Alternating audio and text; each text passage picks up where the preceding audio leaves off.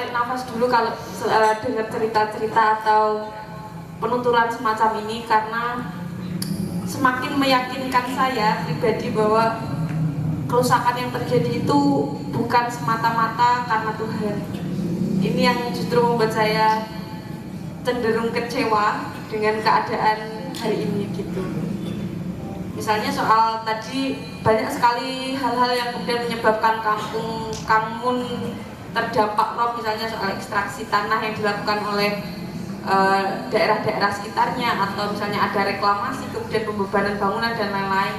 Gencar-gencarnya itu dilakukan, tapi banyak sekali kemudian masyarakat kita yang terdampak sisi negatifnya begitu. Nah, mungkin karena tadi udah ada cerita dari warga terdampak, dari Pak Mu, kemudian ada bagaimana kemudian Mas Bagas menjelaskan soal hal-hal itu bisa terjadi. Mungkin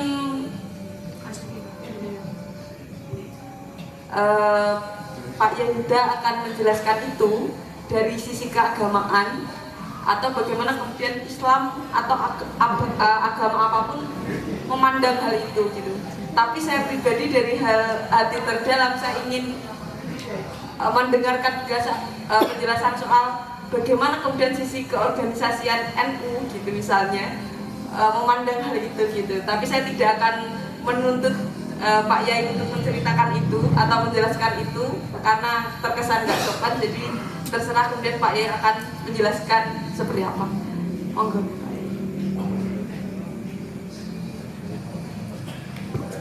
Assalamualaikum warahmatullahi wabarakatuh. Bismillahirrahmanirrahim. Alhamdulillahirabbil alamin. Wassalatu wassalamu ala asyrafil anbiya'i wal mursalin sayyidina wa maulana Muhammadin wa ala alihi wa sahbihi ajma'in. Amma ba'du. Al-Fatihah. A'udzu billahi minasyaitonir rajim. Bismillahirrahmanirrahim. Alhamdulillahirabbil alamin. Arrahmanir rahim. Maliki yaumiddin. Iyyaka na'budu wa iyyaka nasta'in. Ihdinas siratal mustaqim. Shiratal ladzina an'amta 'alaihim ghairil maghdubi 'alaihim waladdallin. Yang sama-sama kita hormati panjenenganipun Romo Kyai Ubaidillah Sodaqah. Nyuwun pangapunten niki numan nderek dawuh saja sebenarnya.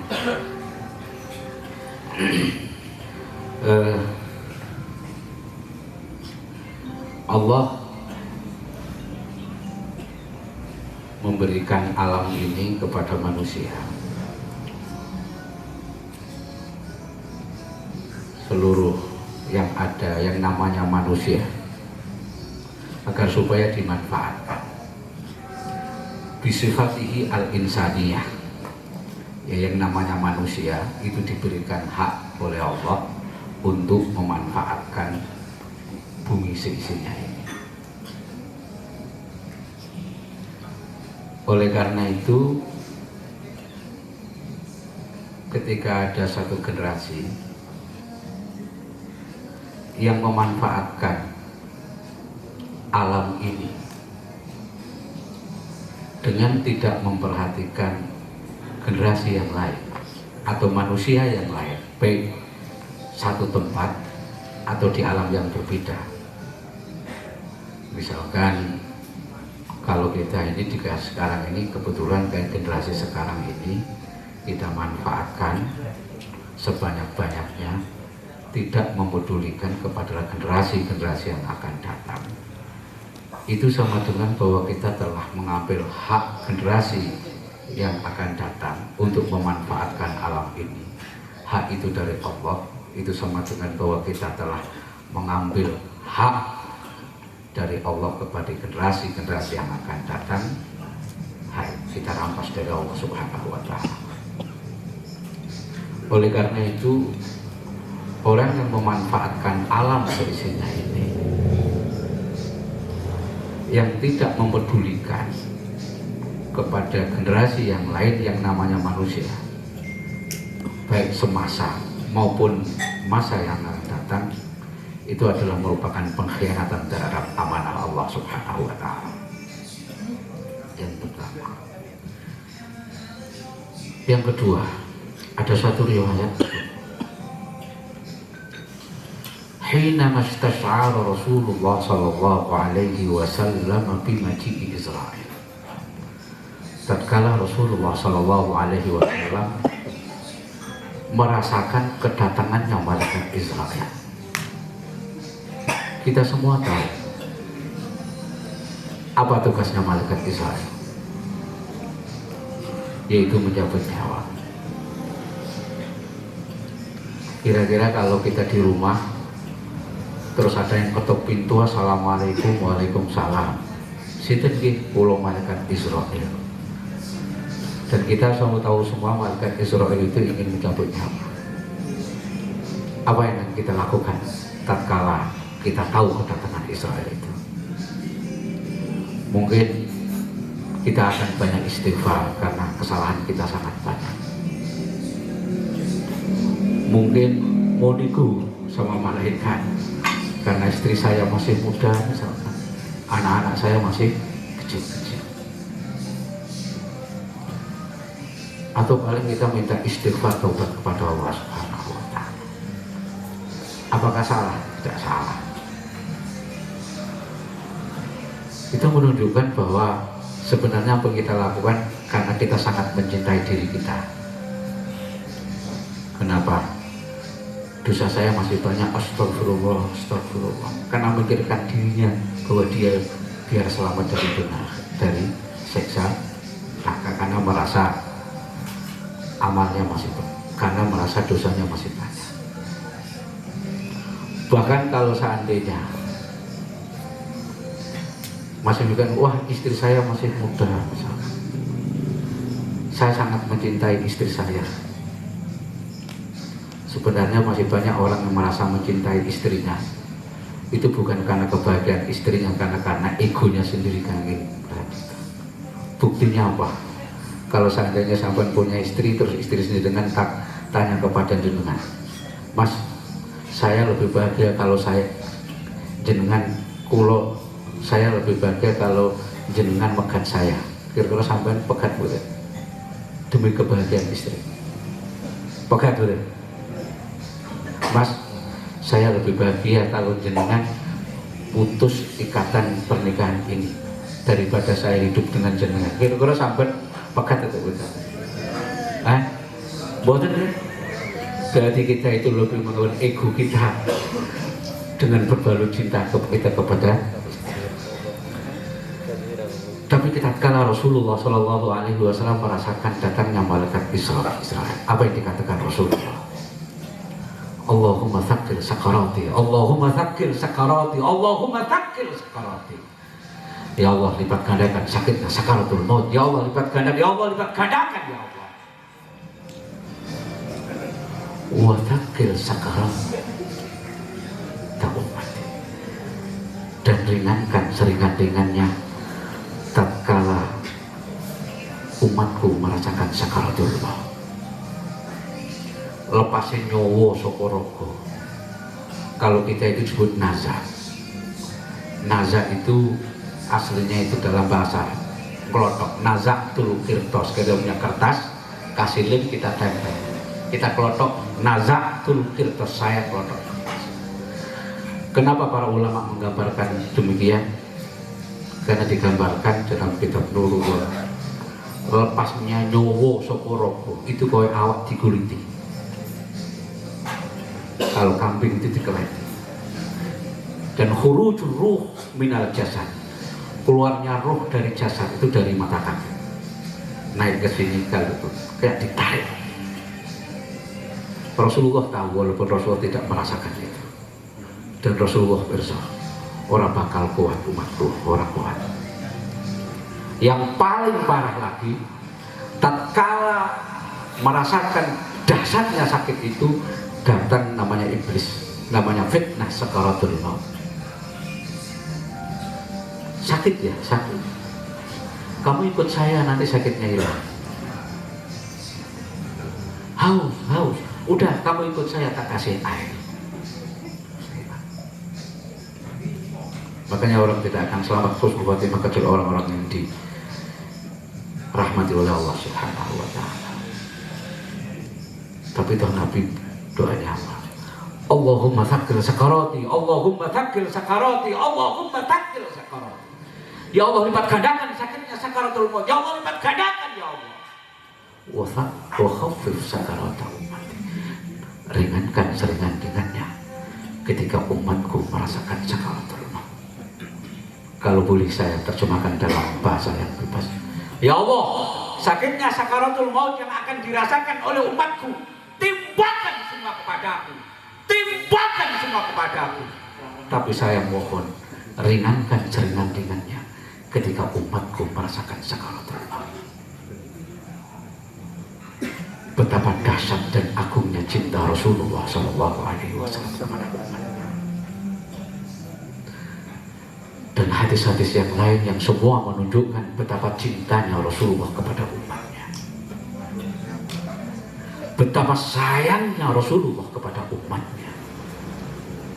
Bahkan tatkala Rasulullah mengingat umatnya, itu sampai menangis sampai meneteskan air mata. Oleh karena itu, ini semuanya menunjukkan betapa sayangnya Rasulullah kepada umatnya, cintanya Rasulullah kepada umatnya. Artinya orang yang tidak bisa menyayangi umatnya Rasulullah itu sama dengan menyakiti hatinya Rasulullah Shallallahu Alaihi Wasallam. Orang yang menyangsarakan hatinya umatnya Rasulullah itu sama dengan menyakiti hatinya Rasulullah Shallallahu Alaihi Wasallam. Bahkan sampai Rasulullah itu ketika al-basaqu alal ardi khoti'ah, meludah di atas tanah itu sebuah kesalahan. Hanya sekedar meludah itu kesalahan karena membuat tidak nyaman cinta-cintanya Rasulullah Shallallahu Alaihi Wasallam. Nah, ini tidak hanya meludah, tapi sudah berapa ludah itu.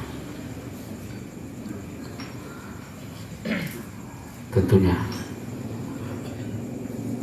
perbuatan-perbuatan yang seperti itu sangat menyakiti hatinya Rasulullah Shallallahu Alaihi Wasallam. Dan tatkala Islam mewajibkan bahkan mendorong umat orang yang beriman untuk belajar, meneliti dan terus belajar, meneliti, salah satu tujuan utamanya adalah al-istidlal ala wujudillah, untuk sebagai bukti yang ilmiah atas wujudnya Allah Subhanahu wa ta'ala, wa usulan ilal mahabbah, untuk sebagai bukti atas keberadaan Allah yang goalnya adalah tumbuhnya mahabbah kepada Allah Subhanahu wa ta'ala. Dan mahabbah itu berupa apa? Bagaimana mengekspresikan mahabbah itu, dan apa bukti atas wujudnya mahabbah dalam diri kita kepada Allah Subhanahu wa ta'ala, yaitu mencintai, ngopeni dan open kepada umat Rasulullah Sallallahu Alaihi Wasallam, untuk dari wujud mahabbah kepada Allah Subhanahu wa ta'ala. Karena apa? Kalau memang benar-benar kita beriman kepada Allah dan mahabbah kepada Allah, tapi pasti dia akan bisa mencintai dan mahabbah kepada makhluk-makhluk Allah Subhanahu wa ta'ala. Maka tidak adanya mahabbah kepada makhluk-makhluknya Allah itu menunjukkan tidak adanya mahabbah kepada Allah.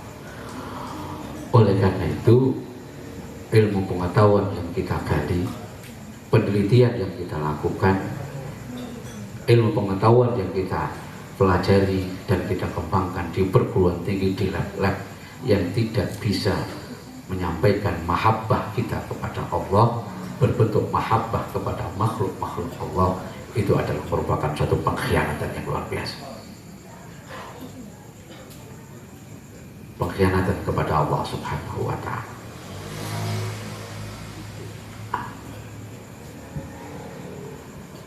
Lah buat apa kita tiap hari itu membaca sholawat, Allahumma sholli ala Sayyidina Muhammad. Ya Allah, semoga Allah memberikan tambahi rahmat, takdim, keagungan kepada Allah kepada baginda Rasulullah Shallallahu Alaihi Wasallam. Kita selalu berdoa memohon kepada Allah agar supaya baginda Rasulullah Shallallahu Alaihi Wasallam diberikan rahmat, takdim dan keagungan. Bahkan Nabi ngendika man shalla alayya sholatan sallallahu biha alaihi asyra. Sapa wong sing gelem maca selawat sepisan padha karo selawat karo Kanjeng Nabi Muhammad Shallallahu Alaihi Wasallam 10 kali. Nah, buat apa kita tiap hari baca sholawat? Bahkan tiap hari kita memuji Rasul, memanggil Rasulullah. Tapi setiap nafas yang kita tarik dan nafas yang kita keluarkan menyakiti hatinya Rasulullah SAW. Kenapa? Karena kita menyakiti umatnya Rasulullah SAW, menyakiti cintanya Rasulullah SAW. Oleh karena itu, bahwa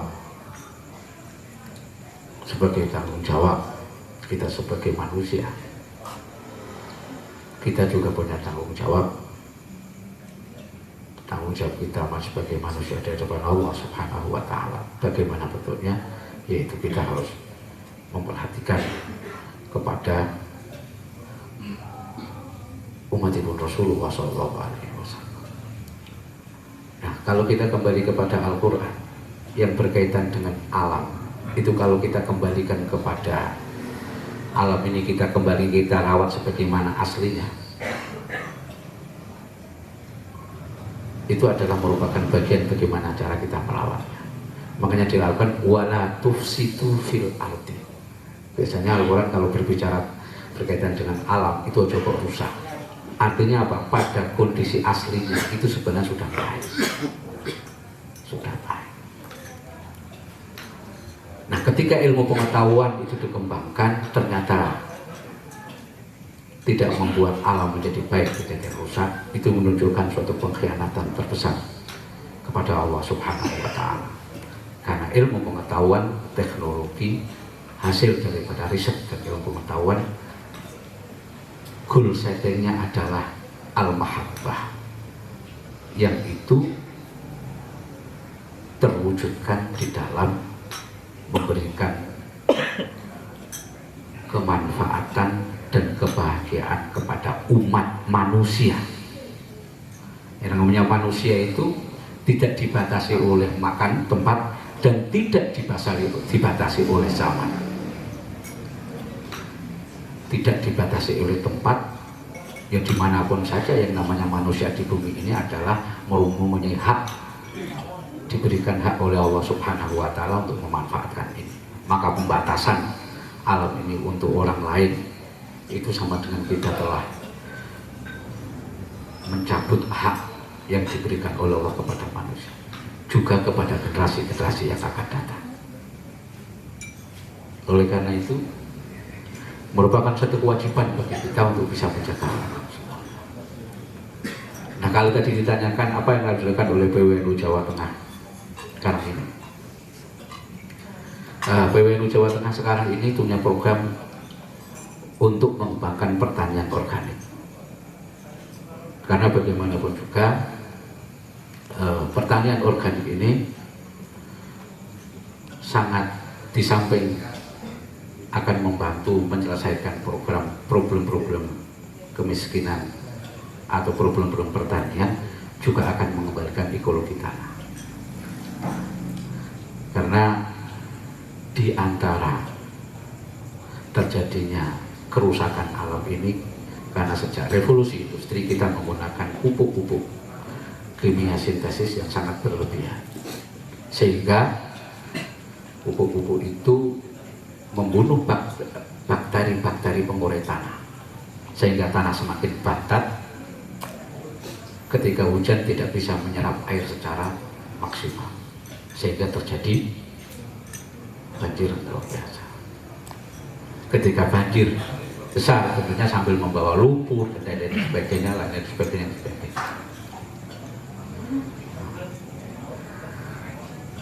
Dan ini sekarang ini PWNU Jawa Tengah mulai menggerakkan para petani-petani kita untuk kembali kepada pertanyaan yang alami, yaitu pertanyaan organik. Bisa mengembalikannya. Di samping itu, kalau tadi dikatakan bahwa salah satu sebabnya adalah pemanasan global, karena tanah yang semakin batat ini juga akan menyumbang terhadap pemanasan global, yang sehingga terjadi mencairnya.